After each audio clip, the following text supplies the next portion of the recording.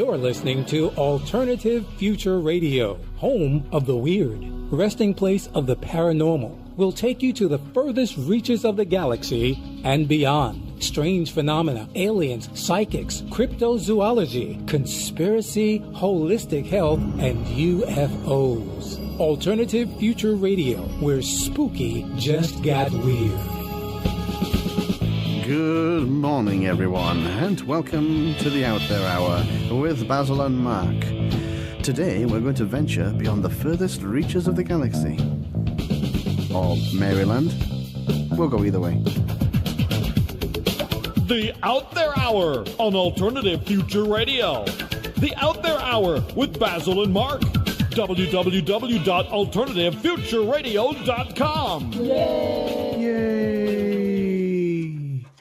Did you like my illusion there? Can you illusion to something? Can you allude to something? You can allude. Well, we couldn't make up the word. Yeah. Illusion. Illusion. Good morning. Good evening. Good afternoon. To Europe. Africa. The Middle East. The world. And everywhere in between. Yes. Stephen Bassett. Stephen Bassett. Stephen Bassett. Yeah. Let's just keep saying Stephen Bassett. Let's repeat it and just keep saying it. We're going to do an unusual subject for us today. We're going to do UFOs. Unusual, yeah. We've had a bit of a theme recently, the old UFO theme. It's not really about UFOs. No, it's not actually. More political. It's more political. Politico? Politico. Yeah, it's like a Mexican version. It's yeah, it's Mexican politics. Yeah. Yeah, it's not about UFOs or it's about a petition. Yes. That's been signed by how many thousands? Oh, several thousands. I don't know for sure. People. Yeah. For read the website out there. For Obama to disclose www.paradigmresearchgroup.org. Yes. Go on. They're trying to force the American government to disclose that they have had dealings with. Well, they had the first petition, which they did answer, and they basically said, no, we know nothing. Yeah. And then there's been another two since then, which we shall have to ask Stephen about when we get him on. And this is the idea today. So it's the... Well, it's the thing that you can help with. I mean, I think there's going to be a fourth petition. There's going to be a fourth one. And when it comes out, you can go on and you can sign it and you can be useful. And if you're interested, you can put your name on it and just be part of the whole project. Costs nothing. You know, you can be involved. Yeah. Should we do it? Let's do it. We'll call him after. Should we have an ad? Yes. You could give to the Red Cross. You could contribute to the March of Dimes. You could donate to the Salvation Army. Or for just $1.99, you could get the Alternative Future Radio Android application and do something that will actually make a difference in your life. Find out more at alternativefutureradio.com. Okay, so hopefully on the line we should have from Maryland, I believe, Stephen Bassett. Hello, Stephen. Hi, it's good to be with you. Hi. You're in, now get me, I can never pronounce this right. Is it Bethesda? Bethesda. Maryland, just outside of Washington, D.C. is where PRG has been based since 1996. Well, just as a coincidence, we've got you on to talk about World Disclosure Day. World Disclosure, this World Disclosure Day, which is July 8th. Yes. But this is actually going out on July 2nd, which by pure coincidence is actually World UFO Day. I'm not sure. but there you go. World UFO Day is July the 2nd, and World Disclosure Day is July the 8th. Well, Stephen, we're broadcasting to Europe, Africa, and the Middle East, and we never assume anybody has any kind of grounded knowledge in any of this kind of thing. We start from the very beginning. So can you tell us a bit about the disclosure petition and who you are and what you do? Well, in a few words, I'm involved in an international truth movement, essentially. Mm-hmm. And we're advocating for the end of a truth embargo that the United States government put in place, initiated back in the late 1940s, with the cooperation of its allies from World War II. Mm-hmm. And that truth embargo is regarding the formal acknowledgement of an extraterrestrial presence engaging the human race. Mm-hmm. This is the way I phrase it. This is the definition for disclosure: acknowledging an extraterrestrial presence engaging the human race formally. There's some argument about the term extraterrestrial. I understand the points that are raised, but essentially, there's a non-human intelligence engaging us. Almost certainly, these entities, these beings, are from another solar system. There are several 100 billion possibilities out there in our own galaxy, as we're learning right now. There's a remote possibility that these beings, or one or more of them, are from perhaps another dimension, perhaps out of time. But the possibilities there are rather slim. But they are from somewhere, and we use the term extraterrestrial as the best way, the best term that we can come up with. Non-human intelligence, I think, is also fairly effective. So, disclosure with a capital D is the formal acknowledgement of this reality being that this phenomenon that has been worldwide for a very long time, certainly going back 65 years. It's a formal acknowledgement of this phenomenon. The failure to do so is what we call the truth embargo. The general term that covers the engagement of this issue the way we do is exopolitics. And these terms, this new language, has been one of the key goals of the truth movement when it began, or the truth movement as it's now in full. This new language was not in place 20 years ago. There was no term exopolitics. The truth embargo was not in place. Disclosure was not in place. Now, if you were to Google these terms, disclosure or exopolitics or truth embargo, the listings that come up will, in fact, right away, the top listings will refer to those terms in regards to the extraterrestrial issue. I just did a Google search for disclosure, Stephen, and you'll be happy to know there are 186 million results returned. Yeah, well, the term obviously yeah, but I get your point. Exopolitics is, of course, more defined. There's really only one use for the term. 1.36 million for that one, Stephen. So we've successfully created the language. Prior to this, the language was UFO, ufology. These were the terms that were used. UFO cover-up.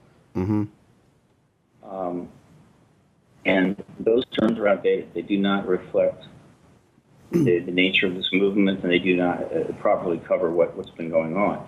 Ufology, the science of the phenomena, still exists. It still goes on, and that's fine. But we need a new language to reflect the new approach, the era that we're in, and those are the terms that are most prominent in this new lexicon. Stephen, how did you get involved in what began your interest in UFOs and that kind of thing? Well, again, my interest has always been in the phenomena, not in UFOs. It's a term that I never was comfortable with, even as a young person. I thought it's rather odd to call it that. Why do we keep calling it that? I understand now why that term was always used, why it was encouraged. The government loved it. I mean, it was a very significant component of the truth embargo. It would be like the science of biology changing that term to unidentified living things. Yeah. It's a ridiculous term, and I never liked it. I was always interested in science fiction, and like a lot of kids, nothing unusual there. And I studied science, and I was going to get involved in science, but it didn't happen. And I got involved in the field in the political genre by choice in 1996. I just wanted to engage the subject. I wanted to engage the issue. I thought it was very important, and made that choice. I could have gone in any number of directions, but I picked this. That's not a particularly romantic story, but that's how it came about. I made a choice to engage the politics of this issue because I felt it was extremely important to the world right now. It is. And that there were huge implications to resolving this issue successfully. So you're coming from a sort of political angle with UFOs, which is more unusual, I think. Which is a new one. It's a new one on me, yeah.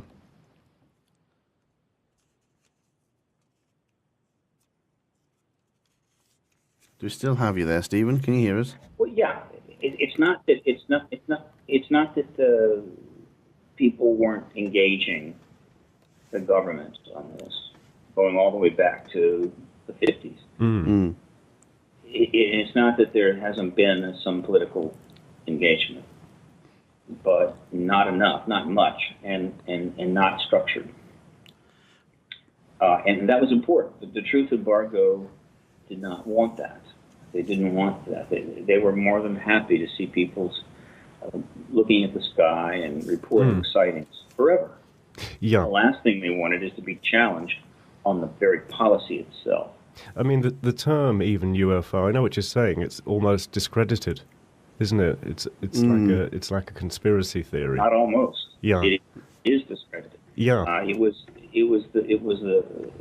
an acronym that in itself was it's self-contradictory. It was internally contradictory. It was useful. Could it have been designed to be this from the very beginning? I mean, much like Basil and I were talking about the hippie movement in the 60s, how it could potentially have been a construct of the government to discredit the actual anti-war movement. Anti-war movement, yeah. Could UFO have been coined just for the sole purpose of making people sound less credible? No, I don't think so. No? It's always easy to look back and assume or try to account for history in this kind of way. Usually it's not the case. The term evolved early on, and the government seized on it. They used. It's possible the government may have used aspects of that time to service, the war and to thwart the anti-war movement. That didn't mean they created it, but they took advantage of it. They utilized it. Same thing. This term was useful, and so the term UFO became the target for the ridicule campaign. They needed to associate the issue with something that they could then ridicule, and UFO was the term, and it worked very effectively. And they didn't create UFO for that purpose, but they certainly decided that was the term they were going to use to focus the ridicule. This certainly struck gold anyway. It worked. It worked. But if you look at other truth embargoes and other what I call intellectual attempts at intellectual ghettoization by governments over the centuries, they follow the same patterns. It's always the same way. And in the 9/11 movement, which the government's uncomfortable with and doesn't like, because it's also a truth movement. It's challenging government orthodoxy. The term that emerged was truther. And they refer to the 9/11 as truthers. It's another term that's become somewhat discredited, if you think about it. And also a lot more all-encompassing. Because there are people out there who want to talk about some other conspiracy or other issue. 9/11, chemtrails, UFOs. People who don't want fluoride in the water are called truthers now. It's become a verb. It's a discrediting word. Yeah. Right now, it's mostly associated with the 9/11 movement. There's another term that is what I call a ghetto term that was created, or rather utilized, as a ridicule vehicle, and that was the term believer. The term believer is associated, was primarily associated with the UFO issue. It's now used with a number of issues, including 9/11. But by and large, it is associated with the UFO issue. Now that's changing because the issue has changed and the language is changing. But back in the 70s and 80s, believer was used constantly. And so if you were engaging the issue, you were a believer, right? And it was clear this was not a positive term. And so this kind of language has been helpful in keeping the truth embargo going. And the advocacy movement is trying to change that. And it has, and it succeeded in changing that and diminishing the power of the old language and providing a new language, which is more appropriate. So, speaking of truth movements, your interest is in exopolitics. Now, am I right in saying it's the tiny elite who rule the world? Is that your idea, like the New World Order, or is it something slightly different? No, that's not my idea. I don't believe it either. Yeah.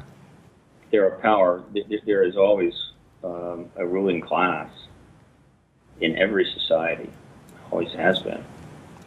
And there are power centers and power groups. This is a huge, complex world. And in many cases, some of these cases, these groups are interactive. Yes. So this is to me, a more accurate assessment. The concept of New World Order and one world government and all that are terms that are just so simplistic that they afraid of lost their usefulness. And all activism is engaging policy. All activism invariably is also activism is engaging government policy and thereby engaging the interest of a quote ruling class. In some societies, the concept of ruling class is more defined, it's more obvious. In some societies, it's less obvious, but it's there. We always know it's there, and you're always opposing it, and that's not, or against it. No problem. Nothing unusual about that. Well, it would be it'd be hard to imagine that a ruling class wouldn't, to some extent, be conspiring together. I mean, they do have meetings. There's the Bilderberg, the Council on Foreign Relations, even Bohemian Grove. So there is evidence out there. You're putting a lot of very different things in the same basket. All governments interact. That doesn't mean they're conspiring. Conspiring is a term that implies illegality. And so you have and will have this kind of interaction between governments and between and powerful people. That doesn't mean it's conspiracy or conspiring. Now, you also have conspiracy. So just, in other words, again, language is important. And language has gotten very, very, what I would call, language is generally deteriorating in the modern world. It's being replaced by other modes of communication, mostly visual. And so language is not getting better, it's getting worse. And that's another reason why advocacy has to work even harder to create language that's appropriate and truthful as opposed to propaganda. But the fact is that there's conspiracy and conspiring in this world. There is legitimate government in this world. There's illegitimate government. There's just ruling classes. There's unjust ruling classes. And you have to make these distinctions. People want to get rid of all government because they don't like it. Fine, but that's not going to work, and it's not going to happen.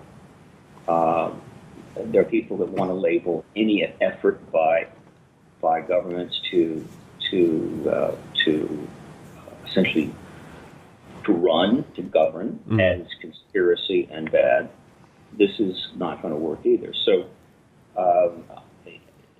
the truth movement, the disclosure movement, is not about challenging one world government. It's not about ending all conspiracies. It is fundamentally focused and should be focused on the issue of whether or not the human race is alone in the universe, which in fact it isn't, and whether or not we're being engaged by non-human intelligence, which we are, and that's what the movement is focused on. Now, there are implications for other parts of obviously for the entire world, and there are implications that will impact any number of other, particularly reformist areas are needed reform and restructuring. And I will talk about those from time to time, but I to emphasize that it's very important that the advocacy movement has got to stay focused. It's not trying to solve all the ills of the world. It's not trying to correct every injustice. It is trying to end a particular government policy. Yeah, I mean, it's certainly probably going to be more successful than, as you say, trying to solve everything in one go. You talked about how there was non-human engagement, and the word exopolitics, for the people who don't understand what exopolitics is, I understand it to be the politics between the human race and anything that is non-human, or is it the actual politics between non-humans? How would you define exopolitics? To the listeners. Yeah. Well, it's a little too narrow. The term exopolitics really didn't exist in any significant way at all until the year 2000. So it's only been in play for about 12 years. And it is an important concept without question. In fact, I'm going to try to get for you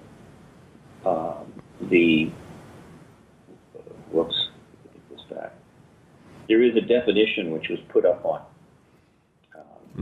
yes, Wikipedia and also the Webster Open Dictionary. And that definition is still generally the one that, and this was put up by PRG. There are a number of there is no formal definition of it yet. It hasn't been formalized. Not surprisingly, they have, even after 12 years, kept it out of the main dictionaries. It's not formalized. They don't want that, but it's fully in play. It should be in the dictionary without question, but I can understand why it's not. But the term, hang on, I've just about got it. Yeah, here we go. Yeah. It's interesting that you say it's not in any dictionary, because there are lots of words in dictionaries based on things that are not yet to be accepted or proven. Lots of really modern words. I mean, there's so many thousands added, isn't there, every... Oh, yeah, and deleted, though. Is it every year or every now and again? Or every year, I think. Every year, yeah. It is not surprising me that after 12 years... It's odd. They have not acknowledged this word as being a legitimate term. Wikipedia is not a... It is more of an open type dictionary. It's not the mainstream standard accepted. So they're keeping it out for a reason. But the term the definition that I put up a number of years ago, the one that I'm supporting, as the definition that will end up being in the dictionaries of the world as a base position, is exopolitics, art or science of government as concerned with guiding or influencing governmental policy toward extraterrestrial-related phenomena and extraterrestrial beings.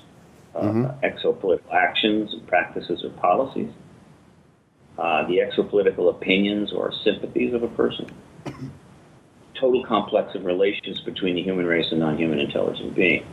Mm-hmm. This really parallels the definition of political science. In fact, exopolitics, there should be another term that we would be using. It would be exopolitical science. In the mainstream world, you have politics and you have political science. Politics is a less formal term than political science. We don't, since this subject matter is not taught in a formal way in any university or college in the land, then that's another significant success and basis of the truth embargo. The term exopolitical science doesn't exist. So exopolitics is doing double duty here. It's really playing both roles in the mainstream world of politics and political science. It's interesting. Exopolitics, to actually even use the word, there's a hell of a leap for most people to even be able to get to that point, because before you can talk about exopolitics, you must already have accepted that there are intelligent lives elsewhere in the universe in contact with our planet, our governments at the very least. So it's building on top of something that some people are already shaky about. Well, people are shaky about a lot of things. Yeah, one of the important aspects of exopolitics is that exopolitics is based upon this extraterrestrial reality as fact, not something yet to be determined. Ufology was not. Right? Ufology was the endless study of unidentified stuff. Exopolitics moves past that. Now, it doesn't mean that we know everything about this phenomenon, everything about these beings. But the fact that they exist is simply not a theory, but is a fact in exopolitics. And that's important, right? It is an acknowledgement of reality in language. Those that believe that the extraterrestrial presence is not true or not established yet as fact will be uncomfortable with the term. But history is on the side of this term. And everyone, these other people, the people that are not yet there, will come around in due course. So this brings us to the, you're looking for admittance from the government that we have been visited, or what contacted, or what evidence do they have, or what are they hiding? So you've created this disclosure petition, several of them. So what was the earliest one? The first one there. We petition the Obama administration to formally acknowledge an extraterrestrial presence engaging in the human race. I hope I assume that was the entirety of the question. Keep it simple, I assume. Well, this is actually complicated. First of all, there have been many petitions addressing this issue over the last 50 or 60 years, and once the internet gets underway, petitions become ubiquitous. And there have been petitions on the internet about this issue up for some time. What's important about the PRG's petition initiative is that it was initiated because the White House created a petition process on the White House website. The White House website, of course, is the White House, the executive branch of the United States government. And it's called We the People. It still exists, and it was created in September of 2010. Yeah.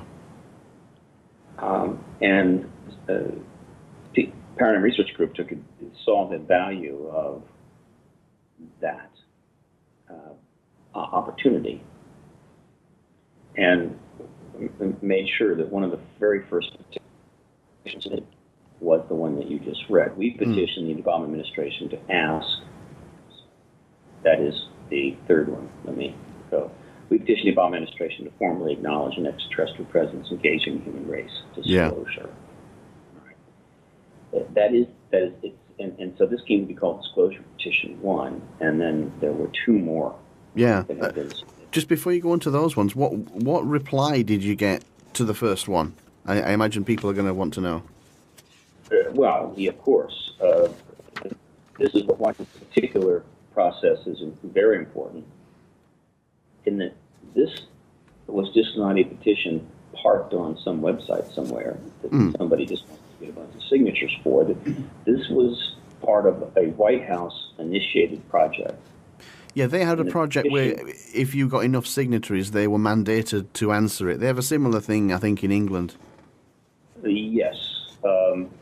And under their own rules, if you got sufficient number of signatures, you would get a response from the executive branch. Yeah. I mean, this is an attempt to create some democracy, some what I call participatory government. It's partially politics. It's partially to get a lot of email addresses. But nevertheless, fine, it's welcome. And so this petition that we discussed was one of the first ones up. And so it was then, you had to get 150 signatures for it to be published to the White House website, one of them, which has a huge, obviously, number of visits from people all over the world. And we had that immediately, and then you needed 5,000 signatures to get a response from the White House on whatever your subject was. That's not many, really. It's not, but it's a lot. I think you need 100,000 for the one in the UK, but in the UK, I think 100,000 gets you a response from Parliament. They ask the question actually in Parliament, so maybe you get a little bit more bang for your buck. But well, the number of signatures is really a function of how much the project is publicized. Yeah. The White House did not over-publicize, did not significantly publicize this initiative. It was up. It got some coverage from the news, but they did not give it the kind of publicity I think that the UK side has gotten. But nevertheless, the threshold was only 5,000, and we reached that in 30 days. And we reached that within 7 days, and thus there was to be a response to this petition. And there was, and it came on October 22nd, I believe. Or was it October? I'm not sure the exact day. In any event, that response is notable for a number of reasons.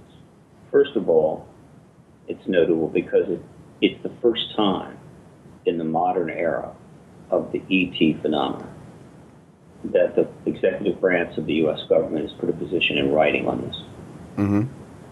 Position in writing on this. They have steadfastly avoided doing that because it's not a good idea if you're trying to maintain a truth embargo.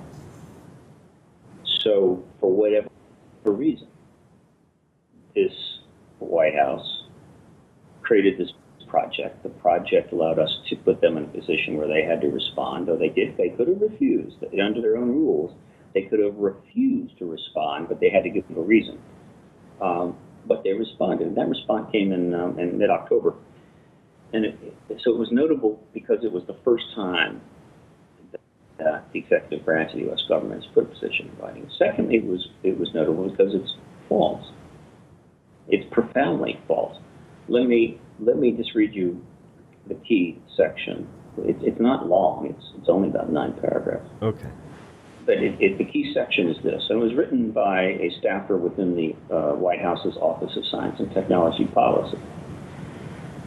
Thank you for signing the petition asking the Obama administration to acknowledge an extraterrestrial presence here on Earth, which is, by the way, the definition of disclosure, capital D. The U.S. government has no evidence that any life exists outside our planet, or that an extraterrestrial presence has contacted or engaged any member of the human race. In addition, there is no credible information to suggest that any evidence is being hidden from the public's eye. All 3 of these statements are false. And thirdly, they're not even defensible. It's possible to say something that's not true that you can, but very vigorously defend. This is not defensible. And that's even more significant, which is to say that if the White House were to send out any representative to debate these statements right here that they've issued on some formal stage with any of the top researchers or activists in this field, it would not even be a fair contest. It would be a joke. So they're not going to do that. And so this initial disclosure petition 1 succeeded in accomplishing something very important. It got them to put a written position down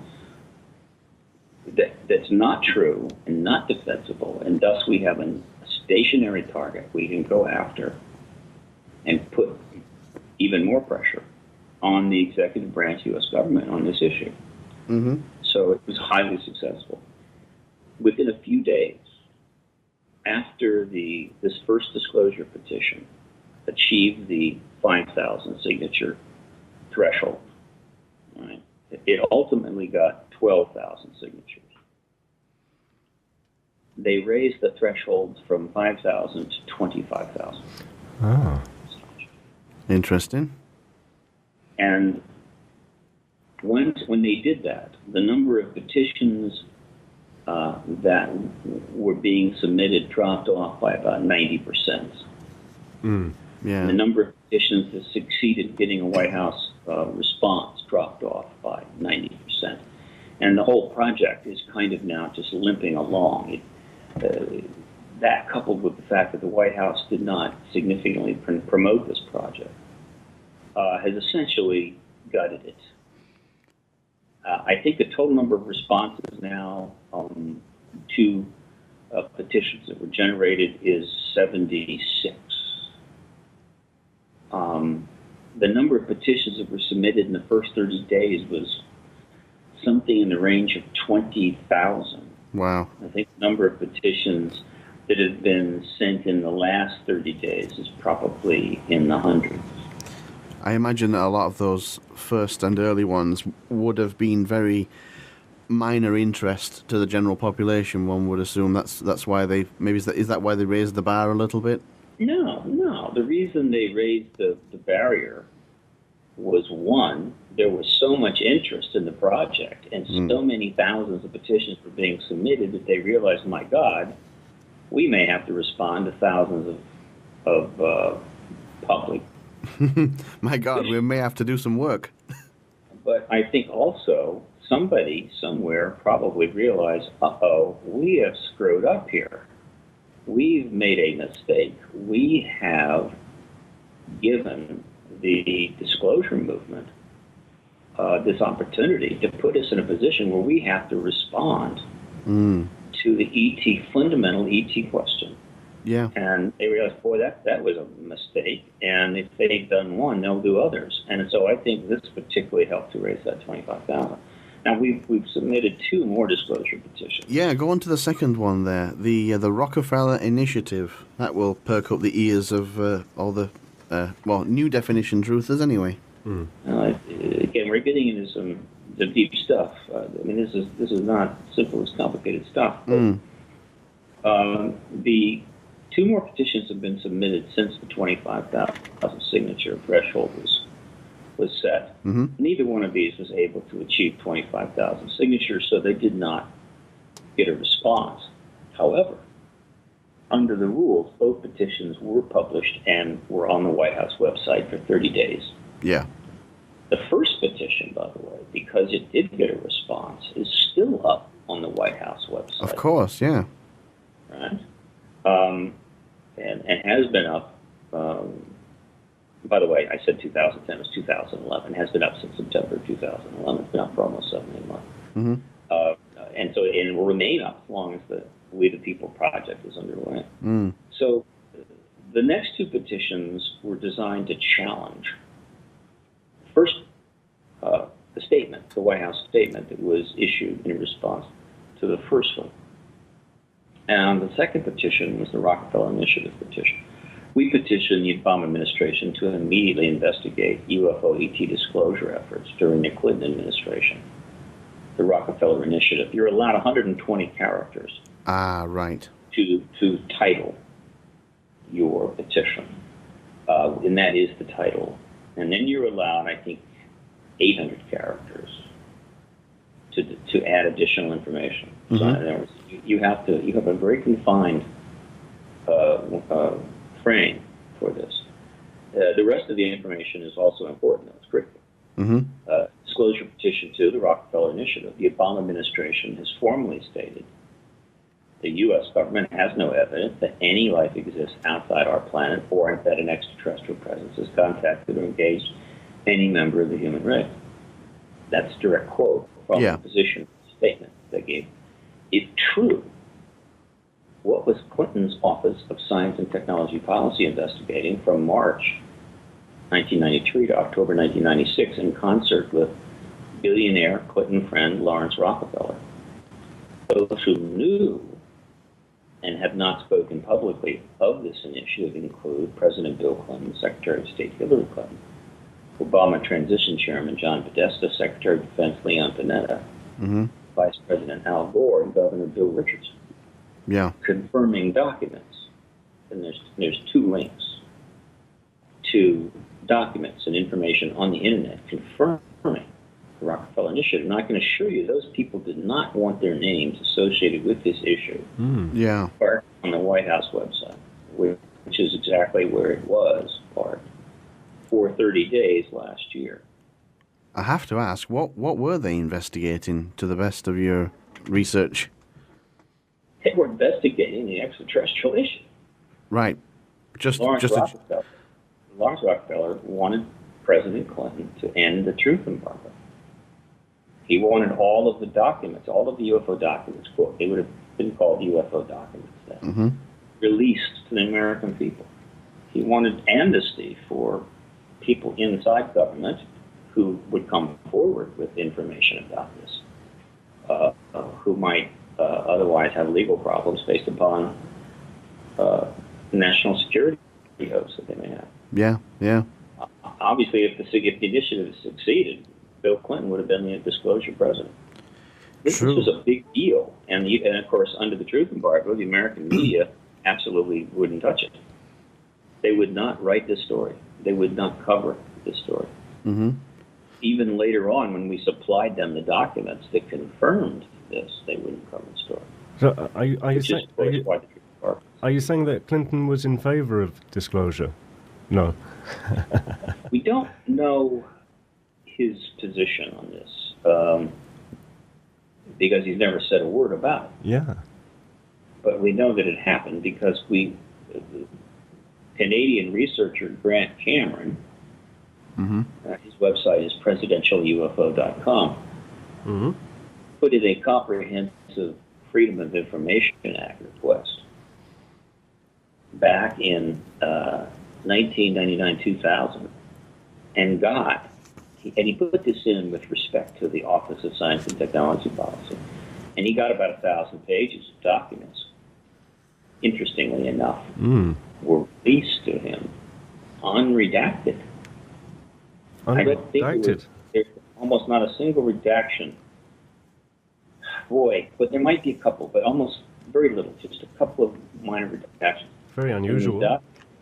It is unusual, and these documents confirmed that this Rockefeller Initiative took place, and those were obtained in the year 2000, and they're up on the internet right now and have been for 10 years.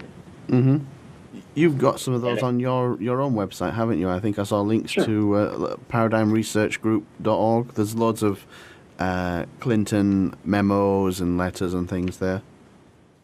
Certainly, they're on my website. They're also up on presidentialufo.com, Grant Cameron's website. When he got the documents, he sent me a copy. I made a couple copies, and I put them in the hands of a couple of newspapers here in Washington. Again, they wouldn't cover it. Interestingly, we were talking to somebody from the Disclosure Project about their press conference, the National Press Club 2001, and how the media basically, they gave them a mention because they kind of took us the names that turned up, but they didn't really give them... Just for people who may not remember, that was the 20 of the... it was the 20 top military... there was generals and all sorts of stuff there. Coming out openly and saying... Yeah. UFOs excuse the term, Stephen, but UFOs and ETs exist. Yeah, I mean, I think there were 500 signatories, but 20 spoke at the meeting. Not quite. There were. This was a press conference. This press conference was held in 2001. Yeah. Lasted 2 hours, and there were about 100 press there, Mm-hmm. and there was coverage. Was it appropriate to the implications of that press conference? No, but it was covered, and I think the coverage would have increased. It would have continued, particularly international coverage would have continued, but it was 4 months to the day, practically, after that event that the attacks occurred in New York and Washington, D.C. And essentially that ended the coverage of that project. Yeah, it pretty much ended all news, didn't it, for a year? Right. So that was unfortunate. But it actually, there was, that event cost a lot of money, and it was, a lot went into it. And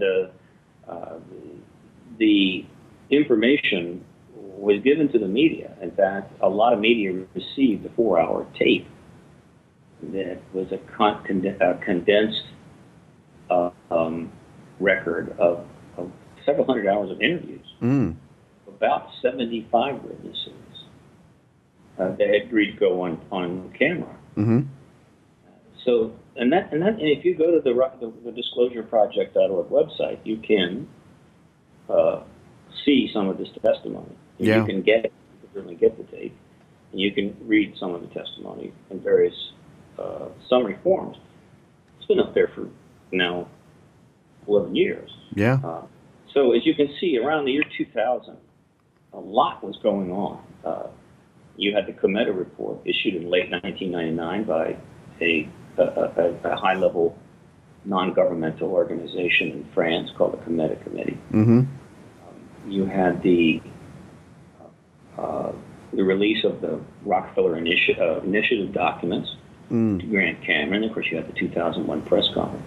Things were very rapidly heating up on the disclosure issue. Mm-hmm. And I felt at the time that the way things were going, we were headed towards disclosure quickly. And 911 pretty much just ended. Yeah. It completely cut the whole process off. And it wasn't the only. There were a lot of things going on in the world that were altered, impeded, or completely blocked by the events of 911. Mm-hmm. So history will have much to say about the impact of that attack and the U.S. response to it. It affected a lot of things, as these types of events always do. But this particular one, of course, is near and dear to my heart, and we're now 11 years after we're approaching or rather we just passed the 11th anniversary of the 2001 press conference. Mm-hmm. It's hard to believe it's been that long, and disclosure has not taken place. But this, so you had this disclosure petition number 2 was trying to take us back to that time and do it on the White House website, and that was the point of it. And this third disclosure petition, was focused on another very significant aspect of all this, and in that regard, I'm referring to nuclear weapons tampering. Yeah, we've heard a lot of people talking about this. This seems to be so well documented among eyewitness testimony and. Could you just read out the headline of that petition, Mark? Yeah, we petitioned the Obama administration to ask Defense Secretary Panetta to respond to mounting evidence for nuclear weapons tampering by extraterrestrial craft. And we've heard a lot of people on this show talking about this. Sure. And then the rest of that petition reads as follows. Disclosure Petition 3, Nuclear Weapons Tampering, Since 1991, government witnesses of high rank have come forward with evidence regarding incidents of aircraft of unknown origin tampered with nuclear weapons facilities around the world. Mm-hmm.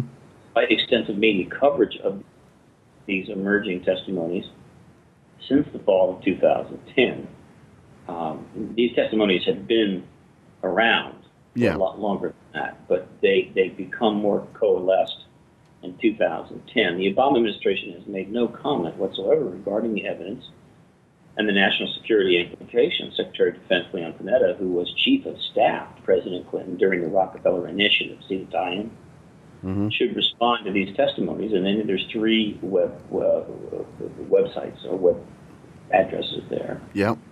Will take anybody right to the key material that supports this position. I mean, there's no guesswork. Yeah. I mean, some of the people who've testified to this have been pretty reasonably high ranked. They're not all private first class. There are very well experienced scientists and military nuclear ordnance experts that have said that they've gone cold on them. No, there's a number of events. Now, there's a book called UFOs and Nukes. It's by Robert Hastings, and that's the best source right now of the information regarding the nuclear weapons tampering. Obviously, tampering with nuclear weapons would be considered a fairly serious matter, which would generate huge amounts of media coverage. Yeah. It didn't in this case because of the truth embargo. Once again, media is under a certain understanding that they do not cover this issue beyond a certain point, which is, of course, not what we want in our society. But that's what we got. Stephen, what was your disclosure project petition 3? How many signatures did you get for that? Did you get a response for that one? Yeah, it's not the disclosure project. Sorry, that was my error. The disclosure petition, sorry. It generated, I'm not sure. I think disclosure petition 2 generated 7,000 signatures. Disclosure petition 3 just generated a couple of thousand signatures. Because we simply did not go to the same lengths to try to promote those two. I mean, we did what we could. The 25,000 signature threshold is just so difficult to get to. I find it very hard to believe that people who are interested in this subject wouldn't make such a small effort, because it's only an online petition, and there are so many people interested in this subject. Even just people with a passing interest, one would think would go and sign up to it, because they have an exopolitics conference in the UK that loads of people attend. It's a massive big subject, and just UFOs generally. Oh, there are millions of people interested. Yeah, but it's not how many people that are interested. It's how many people know that the petition exists. Yeah, true enough. It's how many people know that it's there, and and it's also how many people visit that site. When the White House has chosen not to promote this, they have kept it relatively quiet by most standards, and that has helped prevent millions of people from knowing that this We the People project is even there. And then when they raised the signature threshold to 25,000, they reduced the traffic to that, not in the number of petitions being submitted, the number of petitions being published and signed, and that diminished crossover signatures. Yeah. Basically throttled the project. Now, if the disclosure advocacy movement had significant funding, which it doesn't, it never has had, it could have spent the money necessary to drive enough people to that website to get 25,000 signatures, without question. Probably 50,000 might have been enough. Maybe a little bit more, might have been 75,000, 100,000. Yeah. And there are most issues out there of any importance easily have that kind of money. We do not. I mean, the truth embargo has succeeded in preventing this advocacy movement from having virtually any funding at all. And that's, you blame that on the government, first of all, but you also have to blame those that have accepted this truth embargo, they've accepted this propaganda, and they've knuckled under to it. Yeah. And who have the funds to finance this advocacy movement but won't do it. So there's a lot of culpability, blame to go around. We're in Europe. We know exactly how lazy we the people are. It's it's like anything else. The truth is the cost. The truth is generally not free. It costs.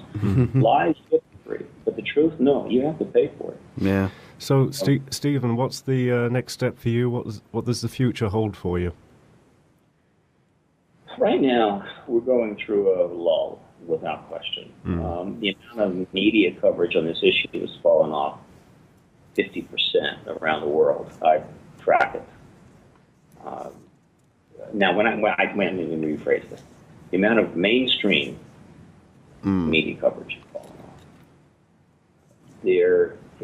Part of this is because, again, this embargo is still in place, and you beat your head against it, and then after a while you just have to take a break because the door hasn't opened. Yeah. People get burned out. They got burned out on the petition process. And a lot of people know it's true, but they just don't think there's any chance the government's going to yield on this, and so they just kind of give up. They don't see the point anymore. I appreciate that. So we're going through a bit of that right now, a bit of a lull. On the other hand, the amount of stuff being written about this issue in the whole universe of the media is continuing at a very high pace, and this is where things get complicated again. Media is changing so fast. It's difficult to keep up with it. But there is a new phenomenon that is emerged over the last 10 years, which I have labeled direct media. Direct media. Now, what do I mean by direct media, as opposed to mainstream media? Mainstream media would be the networks, BBC, New York Times, Sydney Morning Herald, the Australian Broadcasting System, blah, blah, blah. And we know what we mean by mainstream media. Direct media is different for this reason. It's confined to the internet by and large. It does exist outside the internet, but virtually it's the internet. And it's media, structured media, where the people that are writing are going directly to the public without an editor or a fact checker. Yeah. And examples of this kind of media, the most well-known example now is the Examiner. Examiner.com. You also have the what's it called? I have to check it 1 second. I've seen a couple of those user-submitted news sites, like Before It's News and things like that. But of course, you get the wheat and the chaff. You're getting everything, but what's important is it's direct. Yeah. No checker, there's no editor. Now, this is non-trivial for a number of reasons. First of all, the number of people that are submitting articles to these direct media operations are in the many tens of thousands. The American Chronicle is another direct media. Another one is Op-Ed News, Gather, the Canadian, and so forth. Huge numbers of people are writing. Now, a lot of these articles are not bad. Just because there's no editor or no fact checker doesn't mean the articles aren't good. Yeah. And they cover virtually everything. There's the constraints that mainstream media are under are essentially not there for this direct media. It's like Twitter. Twitter has become one of the best news sources for direct news in the world. Much to everyone's surprise, I think. Well, Twitter is a form. It's a form of direct media, but what I'm referring to. I'm referring to structured journalism. Yeah.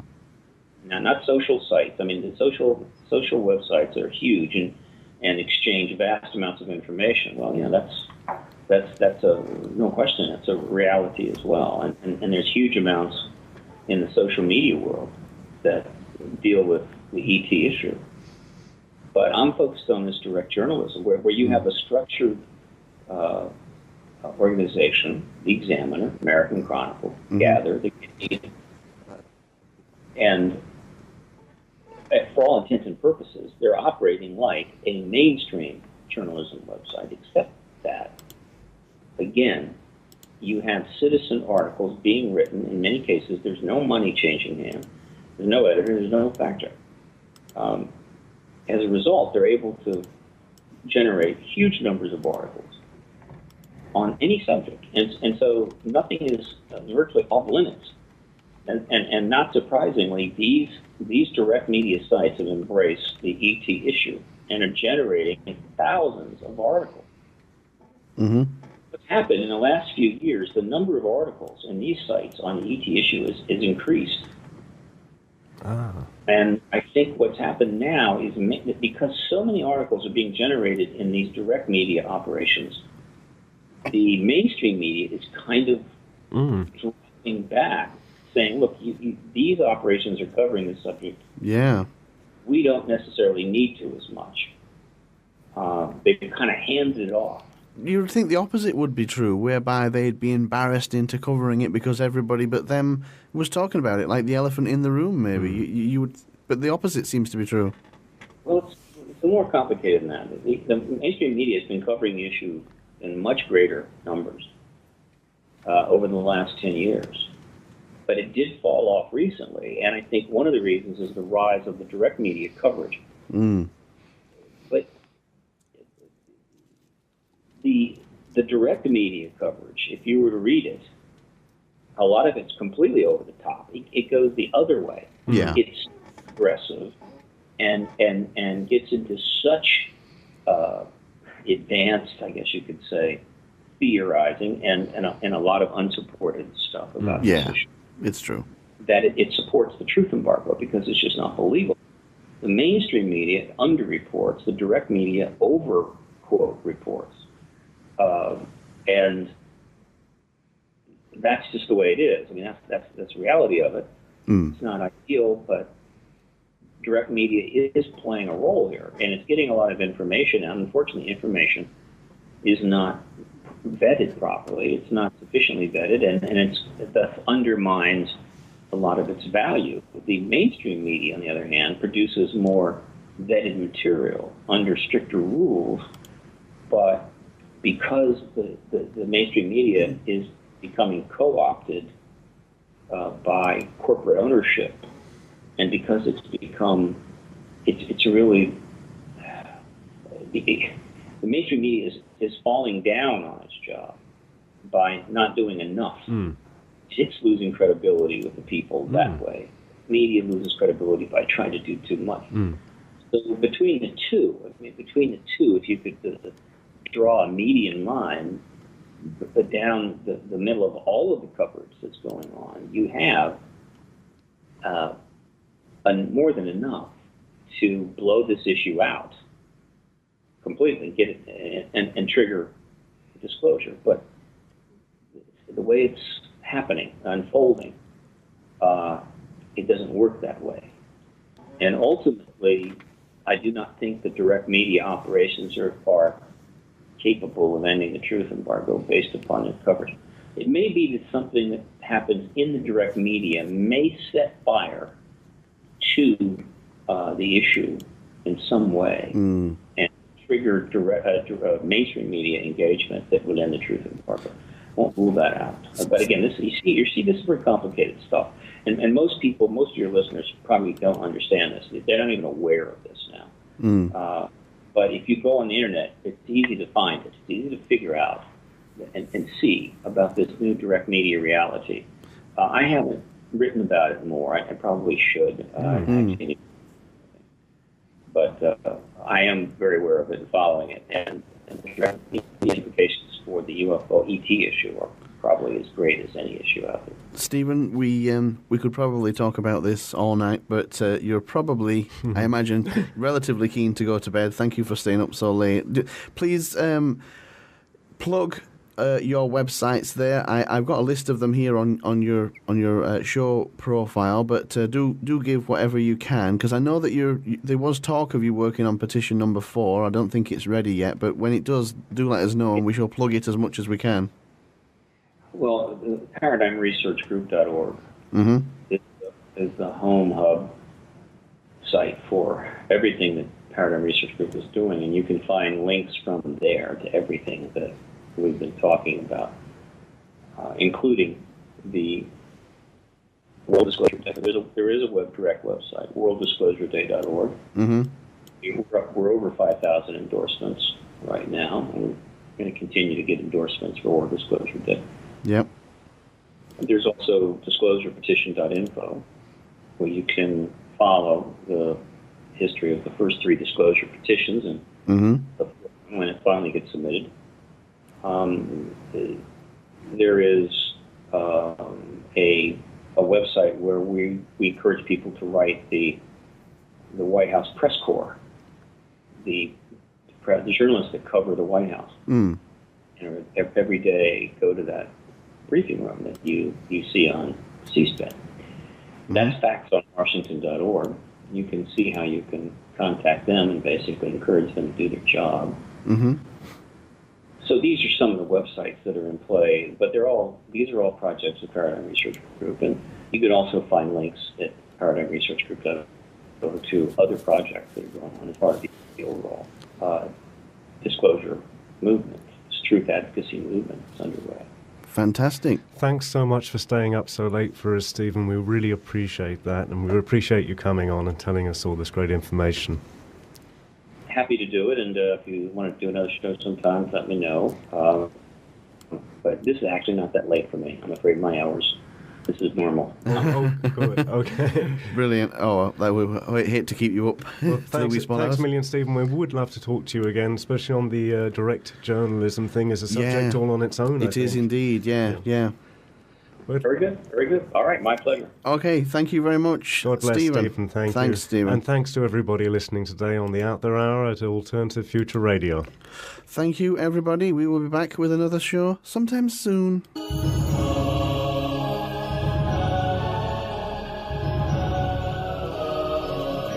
You're listening to Alternative Future Radio, home of the weird, resting place of the paranormal. Will take you to the furthest reaches of the galaxy and beyond. Strange phenomena, aliens, psychics, cryptozoology, conspiracy, holistic health, and UFOs. Alternative Future Radio, where spooky just got weird.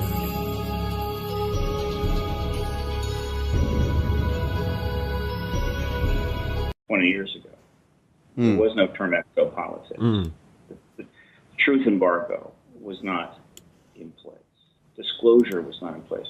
Now, if you were to Google these terms, disclosure or exopolitics or truth embargo, the listings that come up will, in fact, right away, the top listings will refer to those terms in regards to the extraterrestrial issue. I just did a Google search for disclosure, Stephen, and you'll be happy to know there are 186 million results returned. Yeah, well, the term obviously has but I get your point.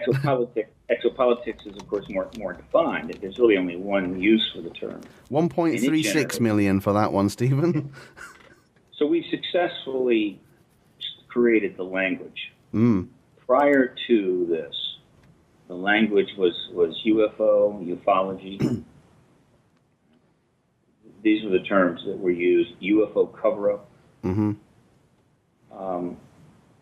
And those terms are outdated. They do not reflect the nature of this movement, and they do not properly cover what's been going on. Ufology, the science of the phenomena, still exists. It still goes on, and that's fine. But we needed new language to reflect the new approach, the era that we're in, and those are the terms that are most prominent in this new lexicon. Stephen, how did you get involved in what began your interest in UFOs and that kind of thing? Well, again, my interest has always been in the phenomena, not in UFOs. Yeah. It's a term that I never was comfortable with, even as a young person. I thought it's rather odd to call it that. Mm. Why do we keep calling it that? I understand now why that term was always used, why it was encouraged. The government loved it. I mean, it was a very significant component of the truth embargo. It would be like the science of biology changing that term to unidentified living things. Yeah. It's a ridiculous term, and I never liked it.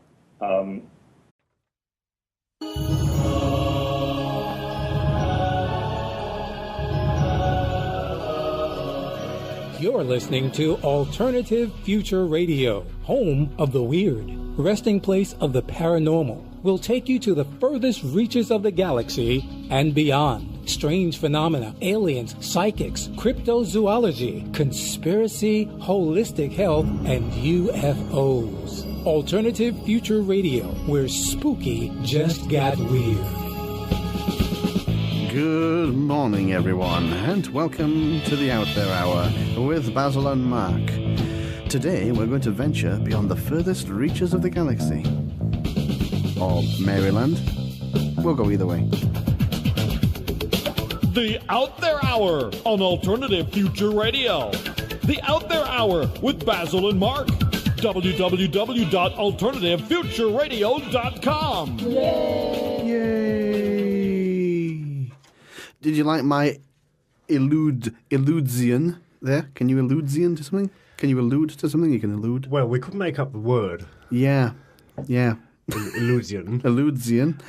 Good morning. Good evening. Good afternoon. To Europe. Africa. The Middle East. The world. And everywhere in between. Yes. Stephen Bassett. Stephen Bassett. Stephen Bassett. Yeah. Let's just keep saying Stephen Bassett. Let's repeat it and just keep saying it. We're going to do an unusual subject for us today. We're going to do UFOs. Unusual, yeah. We've had a bit of a theme recently, the old UFO theme. It's not really about UFOs. No, it's not actually. More political. It's more politico. Politico? Politico. Yeah, it's like a Mexican version. It's it's Mexican politics. Yeah. It's not about UFOs or it's about a petition. Yes. That's been signed by how many thousands? Oh, several thousand. I don't know for sure. People. Yeah. For read the website out there. For Obama to disclose www.paradigmresearchgroup.org. Yes. Go on. They're trying to force the American government to disclose that they have had dealings with. Well, they had the first petition, which they did answer, and they basically said, no, we know nothing. Yeah. And then there's been another two. Truth embargo that the United States government put in place, initiated back in the late 1940s, with the cooperation of its allies from World War II. Mm-hmm. And that truth embargo is regarding the formal acknowledgement of an extraterrestrial presence engaging the human race. Mm-hmm. This is the way I phrase it. This is the definition for disclosure. Acknowledging an extraterrestrial presence engaging the human race formally. There's some argument about the term extraterrestrial. I understand the points that are raised, but essentially, there's a non-human intelligence engaging us. Almost certainly, these entities, these beings, are from another solar system. There are several 100 billion possibilities out there in our own galaxy, as we're learning right now. There's a remote possibility that these beings, or one or more of them, are from perhaps another dimension, perhaps out of time. But that the possibilities there are rather slim, but they are from somewhere, and we use the term extraterrestrial as the best way, the best term that we can come up with. Non-human intelligence, I think, is also fairly effective. So,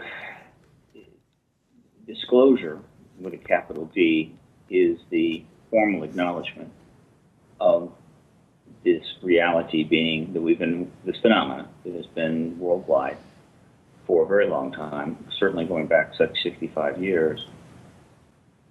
Formal acknowledgement of this phenomena. The failure to do so is what we call a truth embargo. The general term that covers the engagement of this issue the way we do is exopolitics. And these terms, this new language has been one of the key goals of the truth movement when it began, or the truth movement as it's now unfolded. This new language was not in place. Since then, which we shall have to ask Stephen about when we get him on. And this is the idea today. So it's the it's the thing that you can help with. I mean, I think there's going to be a fourth petition. There's going to be a fourth one. And when it comes out, you can go on and you can sign it and you can be useful. And if you're interested, you can put your name on it and just be part of the whole project. Costs nothing. You know, you can be involved. Yeah. Should we do it? Let's do it. We'll call him after. Should we have an ad? Yes. You could give to the Red Cross. You could contribute to the March of Dimes. You could donate to the Salvation Army. Or for just $1.99, you could get the Alternative Future Radio Android application and do something that will actually make a difference in your life. Find out more at alternativefutureradio.com. Okay, so hopefully on the line we should have from Maryland, I believe, Stephen Bassett. Hello, Stephen. Hi, it's good to be with you. Hi. You're in, now get me, I can never pronounce this right. Is it Bethesda? Bethesda, Maryland, just outside of Washington, D.C. is where PRG has been based since 1996. Well, just as a coincidence, we've got you on to talk about World Disclosure Day. World Disclosure, this World Disclosure Day, which is July 8th. Yes. But this is actually going out on July 2nd, which by pure coincidence is actually World UFO Day. I'm not sure. but there you go. World UFO Day is July the 2nd, and World Disclosure Day is July the 8th. Well, Stephen, we're broadcasting to Europe, Africa, and the Middle East, and we never assume anybody has any kind of grounded knowledge in any of this kind of thing.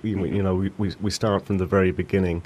So, can you tell us a bit about the disclosure petition and who you are and what you do? Well, in a few words, I'm involved in an international truth movement, essentially. Mm-hmm. And we're advocating for the end of I was always interested in science fiction and like a lot of kids, nothing unusual there. And I studied science, and I was going to get involved in science, but it didn't happen. And I got involved in the field in the political genre by choice in 1996. I just wanted to engage the subject. I wanted to engage the issue. I thought it was very important, and made that choice. I could have gone in any number of directions, but I picked this.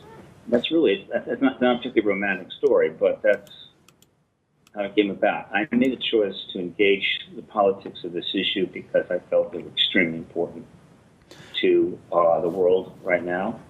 It is. And that there were huge implications to resolving this issue successfully.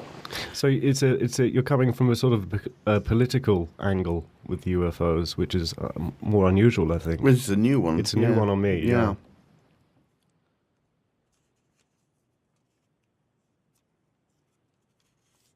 Do we still have you there, Stephen? Can you hear us? Well, yeah.